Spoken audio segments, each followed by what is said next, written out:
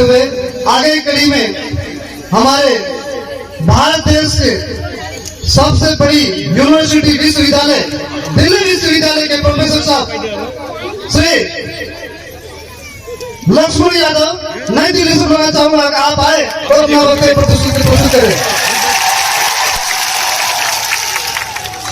अपने बेशकीमती समय में से निकाल कर बता रहे हैं दिल्ली यूनिवर्सिटी के आप प्रोफेसर साहब, बहुत धन्यवाद। आप सभी को मेरा क्रांतिकारी जोहार। मैं दिल्ली से चलकर आया हूं, लेकिन ये बड़ी बात नहीं है। बड़ी बात ये है कि मैं आदिवासी परिवार के बीच में आकर के महसूस कर रहा हूं कि मैं अपने ही परिवार से मिलने चला आया।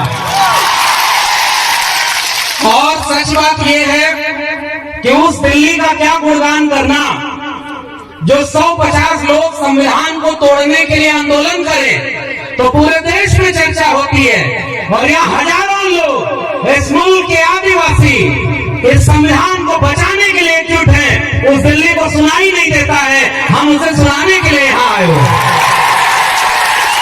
और मैं सबसे पहले आप सभी लोगों की इस एकता को, आपकी लड़ाई को सलाम करता हूं। और ये लड़ाई तो कोई आज की नहीं है। हम लोगों को तो पढ़ने लिखने का मौका मिला तो हम लोग भी गलत इतिहास पढ़ते थे। जब भी यहाँ लोग बता रहे थे कि जहां हम खड़े हैं ये बेड़का जगह है, और इसे बदल करके कैसे बेड़ेश्वर धाम किया गया है और वहां नए नए मंदिर बन गए। ये गलत कर दिया, हमारे इतिहास पर अपना इतिहास आरोपित कर दिया। और हमारे लोग कह रहे थे कि हम इसे उनके नाम से नहीं बुलाएंगे, हम इन्हें अपने नाम से बुलाएंगे कि ये आज भी इस देश के मूल निवासियों की जमीन बेड़का है, और हम अपना इतिहास लेकर के उस इतिहास को गलत साबित करेंगे। और यही काम पूरे देश में हुआ है साथियों। आप तो जागरूक लोग हो, हम आपसे कोई नई बात कहने नहीं आए, हम तो आपसे मिलने आए और मिलकर जा रहे हैं। अभी देखा कई किलोमीटर तक लोग अभी पैदल चले आ रहे हैं, अपने पैसे से आ रहे हैं। ये बस में ट्रक में भर कर लाई गई पैसा देकर भीड़ नहीं है, ये अपने वजूद के लिए आई भीड़ है।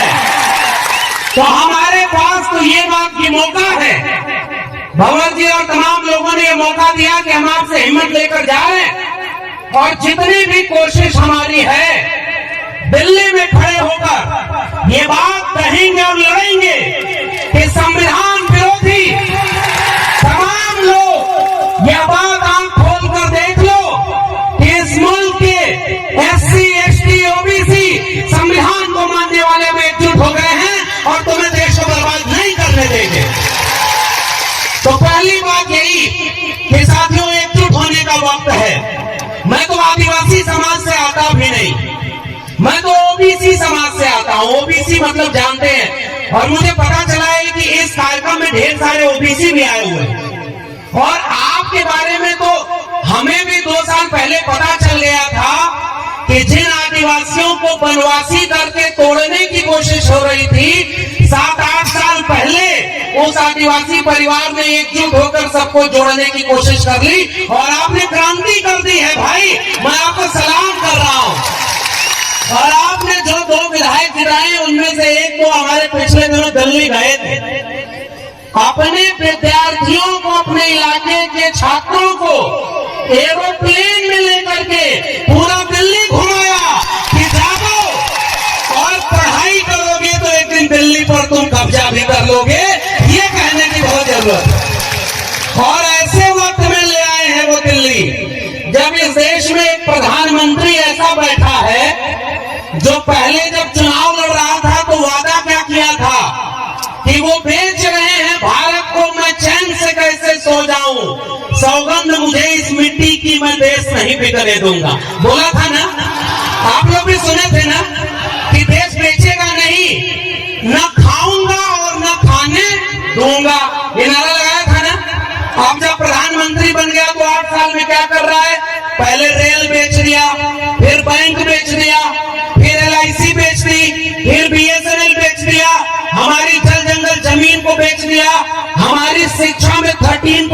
पोस्टर ले आया था कि हमारे प्रोफेसर भी न बन पाए, और कहा हवाई जहाज वालों को, हवाई चप्पल वालों को हवाई जहाज में चलाएंगे, हवाई जहाज भी बेच दिया।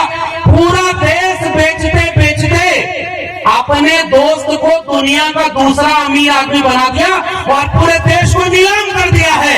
ऐसे वक्त में हम खड़े हैं। तो मैं तो ऐसे क्रांतिकारी लोगों को सलाम कर रहा हूं।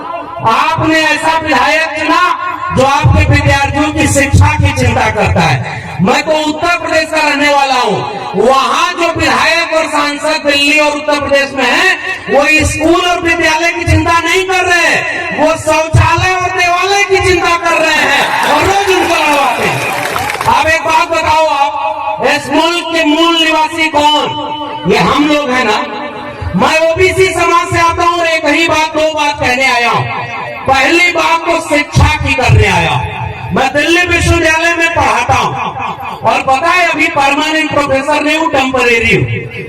टेम्परेरी मतलब समझ रहे हैं? वो वाला टेम्परेरी नहीं जिसमें प्रधानमंत्री भी टेम्परेरी होता है, 5 साल बाद उसको चुनाव लड़ना होता। और वो ऐसे बन गया जैसे लग रहा है पूरा देश उन्हीं का है और देश बेच दो। हम लोगों को परमानेंट नहीं किया जा रहा। जानते हैं क्यों? जब तक इस देश के SC, ST और OBC, अभी हमारे पूर्व के विधायक साहब बोल रहे थे ना, जो नीचे था उसको ऊपर करना और ऊपर वाले को। और मुझे पता चला कि बेड़का जहां पर ये कार्यक्रम हो रहा है, देश में बुलडोजर चल रहा है संविधान के ऊपर और लोगों को घरों को गिरा रहा है। बेड़का में कुछ दिन पहले बुलडोजर चल रहा था जमीन बराबर करने का, चल रहा था ना। हम भारत के संविधान को आगे रखकर इस देश की जाति व्यवस्था, जिसमें कोई मुख से पैदा हुआ, कोई भुजाओं से पैदा हुआ और अपने को ऊपर रख करके देश को बर्बाद किया, हम इस देश के SC, ST, OBC आज आओ संकल्प लें कि एक बराबर जमीन बनाएंगे और कोई बड़ा और कोई छोटा इस देश में नहीं होगा। भाई, इस देश को बनाया हमने, इन बंजर जमीनों को उपजाऊ बनाया हमने, और हमारे पुरखों की तो तस्वीर लगी है साहब। बाबा साहब डॉक्टर अंबेडकर और बिरसा मुंडा, टंटिया मामा, जयपाल सिंह मुंडा, सीधू कानू, तिलका माझी, अगर ये न होते तो ये देश ऐसा कभी नहीं बनता। ये बात मैं आपसे कहने आया हूं कि हमारे पुरखों ने ये लड़ाई लड़ी है।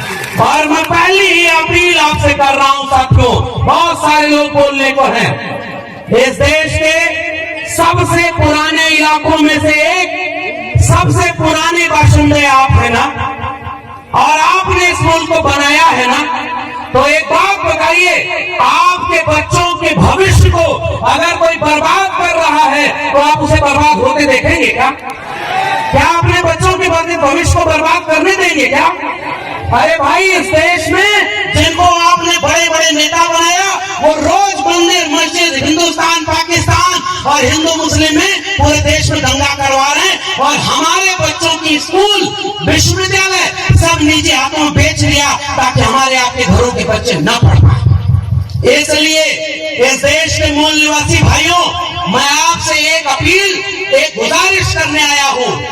भूखे रहना, प्यासे रहना, एक कपड़ा कम पहनना, आप घर में एक रोटी कम बनाना, लेकिन हाथ उठाकर बताओ, आप अपने बच्चों को पढ़ाओगे कि नहीं पढ़ाओगे?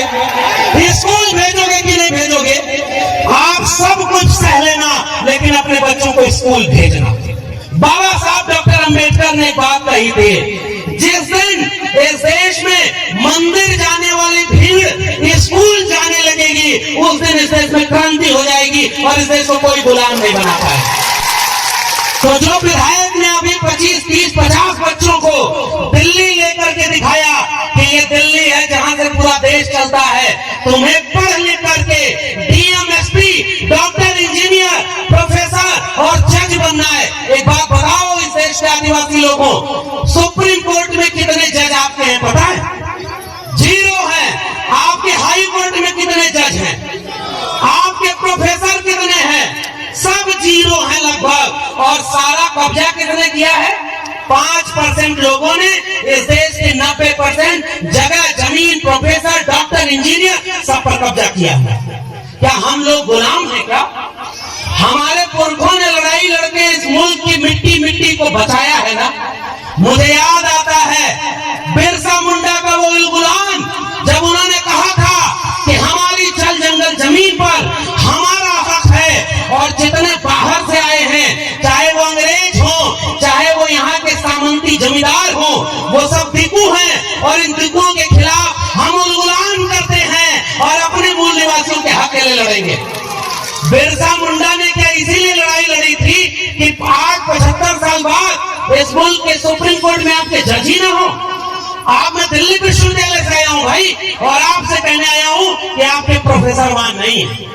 92 कॉलेज दिल्ली यूनिवर्सिटी के हैं, उसमें से एक भी कॉलेज का प्रिंसिपल कोई आदिवासी नहीं है। ये किसका देश है भाई? न जज हमारे, न वकील हमारे, न डॉक्टर हमारे, न इंजीनियर हमारे, और रोज ये कहते हैं हिंदू मुस्लिम के खिलाफ लड़ने के लिए। अरे हमारे पुरखों को जब मौका मिला, सिद्धू कानू तिलका मांझी को, बिरसा मुंडा, जयपाल मुंडा को, अंग्रेजों के खिलाफ भी बगावत की थी। आज वो लोग शासन कर रहे हैं जो अंग्रेजों से माफी मांगते थे। पहचाने कि नहीं? अंग्रेजों से माफी मांगते थे ना।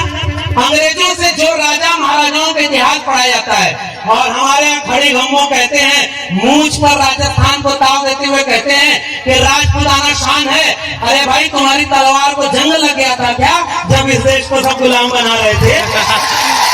और आज तुम झूठा इतिहास पढ़ाते हो केवल राजपूताना रे किस बात का? अगर इस देश के मूल निवासी न होते तो ये भारत हमेशा गुलाम बना रहता। हमने लड़ करके इस मुल्क को आजाद बनाया, और इसलिए मैं आपसे केवल गुजारिश कर रहा हूं, एक तो ये बात मान कर चलो। आप बताओ, आपके सरकारी स्कूल बर्बाद हो गए कि बचे? बर्बाद हो गए कि नहीं? आपके सरकारी स्कूल में मास्टर जितने होने चाहिए उतने हैं क्या? वहाँ बिल्डिंग है क्या? वहाँ पानी शौचालय है क्या? स्कूल बर्बाद कर दिया, पढ़ाई खत्म। जब पढ़ाई खत्म हो जाएगी तो बिरसा मुंडा को पढ़ेगा कौन? सिद्धू कानू को पढ़ेगा कौन? और भारत के संविधान को कौन पढ़ेगा? और जब आपके बच्चे पढ़ेंगे नहीं ना, तो कल को बेड़का धाम को कोई बड़ेश्वर धाम बना देगा और हम आप कुछ नहीं कर पाएंगे। शिक्षा अगर नहीं मिली तो हमारी पीढ़ियां गुलाम पैदा होंगी। इसलिए इस राजस्थान के लोगों, इस भारत के मूल निवासी लोगों, इस देश के दलित पिछड़े आदिवासी लोगों, एक संकल्प लो कि चाहे कुछ भी हो जाए, हम अपने इसको घर के लड़के और लड़कियों दोनों को स्कूल भेजेंगे और पढ़ाई करेंगे ताकि आने वाली पीढ़ी गुलाम न पैदा हो। और दूसरी अपील करके आपसे विदा लूंगा। वो दूसरी अपील केवल इतनी है कि एक चीज, डॉक्टर अंबेडकर को हम क्यों मानते हैं? अभी एक गाना बज रहा था, आनंद राय साहब बैठे हुए हैं, हम लोग बहुत पहले इनको सुनते थे कि भाई मध्य प्रदेश में कोई घोटाला हुआ, वहां वो विसल ब्लोअर हैं, जान जोखिम में लेकर के लड़ाई लड़े, और पता चला जो घोटाला करते रहा वो अमीर बनते रहा, देश को बेचते रहा, और हमारे लोगों का हक खत्म हो गया ना। इसलिए दूसरी और आखिरी अपील, हम बाबा साहब को क्यों मानते हैं? क्योंकि उन्होंने भारत का संविधान दिया। बिरसा मुंडा के बाद अगर हम सबसे ज्यादा पढ़ने लिखने वाले, मैं तो ओबीसी समाज से आता हूँ, लेकिन मैं तो सीना ठोक के कहता हूँ, अगर बिरसा मुंडा और जयपाल सिंह मुंडा न होते, संविधान सभा में जयपाल सिंह मुंडा खड़े होकर न बोले होते कि हम संधो घाटी सभ्यता के वारिस हैं, हम इस देश के मूल निवासी हैं और इसकी जल जंगल जमीन पर पहला हक हमारा है, तब ये भारत न बनता। इसलिए जो संविधान बना, बाबा साहब अंबेडकर, ज्योतिबा फूले और साहू जी महाराज से लेकर के बिरसा मुंडा, जयपाल मुंडा, सबने मिलकर एक ऐसा भारत बनाया, एक ऐसा संविधान बनाया जिससे हम सब बराबर हैं। हम सब बराबर है ना। अब तो कोई मुख से पैदा नहीं होता ना, कोई भुजाओं से पैदा नहीं होता ना। अरे भाई, दुनिया में इंसान एक तरफ पैदा होते हैं, या देश ऐसा पाखंडियों का, यहाँ कोई मुख से पैदा हो रहा है, कोई भुजाओं से पैदा हो रहा है, कोई दंगे से पैदा हो रहा है। यहाँ डॉक्टर साहब भी बोल रहे थे पाखंड इतना है, और पाखंड में देवी देवताओं के लिए लड़ाई हो रही है। एक किस्सा बस सुना दूं, नोटबंदी हुई थी ना, नोट बंद हो गई 500,000 की। एक आदमी जब पुरानी नोट बची थी तो उसको लेकर ऐसे ही किसी मंदिर में चला गया। मंदिर बनता है 5 साल पहले, और ऊपर लिखते हैं विश्व का प्राचीनतम मंदिर यहाँ है। अभी 5 साल पहले बना है जमीन कब्जा करने के लिए। जमीन की लड़ाई आप लड़ रहे हैं और वहां गया वो आदमी तो पुरानी नोट जो 500,000 की थी वो जल्दी जल्दी मंदिर के देवता को चढ़ाने लगा। तो बीच में अचानक एक आदमी आया और कहा कि ये कौन सी नोट चढ़ा रहे हो, ये नोट तो बंद हो गई है। तो वो आदमी बोला, अरे भगवान को थोड़ी ही पता है कि ये नोट बंद हो गई है। और वो आदमी गुस्से में फिर खड़ा होकर बोला, भगवान थोड़े ही ये नोट लेते हैं, जो नोट लेता है उसको पता है कि ये नोट बंद हो गई इसलिए नोट को नहीं चढ़ाओ। इसका मतलब देवी देवता के नाम पर पाखंड फैलाने वालों ने आपके भगवान, जो पता नहीं किसके भगवान है, उनके और आपके बीच में एक बिजनेसमैन को बैठा दिया कि नहीं, जो नोट ले रहा है कि नहीं। अगर नोट नहीं मिलेगी तो बिजनेस चौपट हो जाएगा ना। उनका तो बिजनेस, हमारे ज्योतिबा फूले ने किताब लिखी है गुलामगिरी।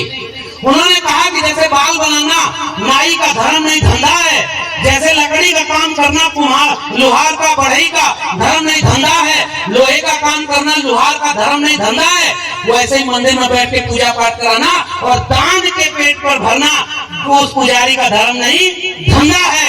इसलिए वो अपना धंधा कर रहा है, हमारा धंधा चौपट है। आज ये आखिरी अपील है आदिवासी परिवार के लोगों, आपसे हमें हिम्मत मिल रही है। दिल्ली वाले आपको नहीं दिखाएंगे, लेकिन मैं आपसे एक भरोसा कर रहा हूँ, मैं लौट कर दिल्ली जब जाऊंगा तो दिल्ली के मीडिया वालों से पूछूंगा और अपने सोशल मीडिया प्लेटफॉर्म से ये बात लोगों के सामने रखूंगा कि भारत की राजधानी दिल्ली में 10 लोग भारत का संविधान जलाए, उन पर मीडिया चर्चा की, ये हजारों लोग भारत का संविधान बचाने के लिए आए हैं, तुम्हारी मीडिया में क्यों इसकी खबर नहीं है। ये मैं सवाल पूछूंगा उनसे। और दूसरा सवाल करूंगा, जो भारत के संविधान को जलाया, जो देश में मुसलमानों के खिलाफ दंगा करवा रहा है, मंदिर मस्जिद में लड़वा रहा है, वो जेल में नहीं है। और हमें पता चल रहा है राजस्थान, मध्य प्रदेश, उत्तर प्रदेश, जहाँ जो दलित पिछड़े आदिवासी अपने हक के लिए लड़ता है, उसको फर्जी मुकदमे में जेल में डाल रहे हैं। क्या ये भारत के संविधान की हत्या है कि नहीं है? जोर से बोलिए, भारत के संविधान की हत्या है कि नहीं? क्या भारत के संविधान को खत्म किया जा रहा है कि नहीं? क्या भारत के संविधान को खत्म होने के बाद हमारा कोई हक बचेगा? जोर से बोलिए। भारत का संविधान नहीं रहेगा तो हम रहेंगे क्या? संविधान खत्म हो गया तो क्या हम रहेंगे क्या? अगर SC ST OBC आपस में लड़ते रहे तो क्या संविधान बचा पाएंगे क्या? इसलिए आदिवासी परिवार के लोगों, देखो चुनाव तो आपको मैं कुछ कहूंगा नहीं। आपने 2 विधायक ऐसे चुन दिए हैं, एक कह रहा है बराबर करना है और दूसरा अपने बच्चों को पढ़ाने के लिए दिल्ली ले जा रहा है। अब मुझे और नहीं कहना है, लेकिन इतनी गुजारिश करूंगा, अगली बार चुनाव आए तो ऐसे विधायकों से विधानसभा भर देना जो आपके बच्चों का भविष्य बनाना। आपको गुलाम मत चुनिएगा। बाबा साहब से लेकर फूले साहब से लेकर इस देश के दलित पिछड़े आदिवासियों ने गुलाम चुना है, इसलिए वो हमारे बच्चों के लड़ नहीं पाते। अरे ऐसे लोगों को चुनिए जो अपनी कुर्सी के लिए नहीं, आने वाली पीढ़ियों की लड़ाई लड़े। एक काम वो करिएगा। और दूसरी अपील, जब भी जरूरत पड़े, इस देश में OBC समाज से आता हूं और OBC समाज के लोग जहां भी होंगे, मैं उनसे एक बात कह रहा हूं, प्रकृति पूजा हम भी करते हैं। OBC समाज में कोई पाखंड, कोई पुजारी की जगह ही नहीं। हम लोग खेती किसानी करने वाले लोग, किसान कामगार मेहनत का शाम, हम अपने खेत से पैदा हुई फसल की पूजा करते थे। हम नदी नाले और पर्वत पहाड़ की पूजा करते थे, जैसे हमारे आदिवासी करते हैं। आपका भी गमछा पीला है, OBC का भी गमछा पीला है, और ये एकता है हमारी और आपकी। अब उसके साथ ये जो नीला गमछा है बाबा साहब के बच्चों का, ये पीला और नीला गमछा, ये जानते क्यों एक है? क्योंकि हम सब पाखंड के विरोधी। हमें मंदिर से मतलब नहीं, ये मंदिर वैसे भी इस देश में कम नहीं था। इस देश में गली गली में मंदिर था, और मंदिर से हमारे बच्चों का कल्याण तो नहीं हुआ, भारत के संविधान से हुआ ना। मैं प्रोफेसर बना तो किसी मंदिर से नहीं। अगर इलाहाबाद विश्वविद्यालय और दिल्ली विश्वविद्यालय न जा पाता तो आज आपके बीच में प्रोफेसर बनकर आंख में आंख डालकर जालिमों से ललकार कर कहने नहीं आता कि तुम जालिम हो और हम तुम्हारे खिलाफ खड़े। इसलिए वो जो संविधान हमें हक दिया है और हमारी एकता, हम OBC समाज में कौन लोग आते हैं? जो किसान कामगार मेहनत कश। और आदिवासी कौन लोग हैं? जिन्होंने इस प्रकृति को बचाया। अगर इस देश में आदिवासी न होगा दुनिया में तो ये कब की दुनिया तबाह हुई होती और जल जंगल जमीन कभी बचता नहीं। अगर जल जंगल जमीन बची है तो आदिवासियों के लिए बची है, आदिवासियों ने उसे बचाया है। एक बात कहूंगा राजस्थान के लोगों, भारत का नक्शा कभी उठाइए, 3 नक्शा लीजिए। पहले नक्शे में भारत का भूगोल बनाइए, जहां पहाड़ नदी नाले होंगे, जहां सबसे ज्यादा खनिज संसाधन होगा, वहीं आदिवासी होगा। इस बात को समझिए और आपकी जमीन छीनी जाएगी ताकि किसी अंबानी और अडानी के हाथों आपकी जमीन और खनिज संपदा बेच दी जाए और आपको मजदूर बना दिया जाए। क्या आप मजदूर बनने को कबूल करेंगे? क्या जगह जमीन छोड़ देंगे क्या? और वही जगह जमीन तो हमारी ओबीसी की भी लड़ाई। अगर खेत नहीं होगा तो इस देश का ओबीसी भी कुछ नहीं कर पाएगा। तो जल जंगल जमीन और आत्मसम्मान की लड़ाई एससी एसटी ओबीसी के 90% भारत की लड़ाई है। हम 90% हैं। और अभी एक नारा लगा था, वही नारे लगाकर अपनी बात करूंगा कि जय जोहार का नारा है, देश हमारा है, तो जय जोहार का नारा है। और देश हमारा। और एक नारा और दिल्ली में हमने लगाया था, एक तीर एक कमान, आदिवासी एक समान, तो एक तीर एक कमान। आदिवासी एक। तो इस बात को मैं आपके सामने 2 ही बात किया, शिक्षा और स्कूल बचाइएगा, भारत के संविधान को बचाइएगा और इस मुल्क के 90% लोगों आओ एकजुट होकर के इस देश में 90% हम कमेरा लोग हैं, 10% लुटेरा लोग हैं जो देश को लूट रहे हैं। उन लुटेरों के खिलाफ हमारी जंग जारी रहेगी। बहुत बहुत धन्यवाद। जय भीम, जय मंडल, संविधान जिंदाबाद, इंकलाब जिंदाबाद, उल गुलाम जिंदाबाद। बहुत बहुत धन्यवाद है प्रोफेसर साहब। आप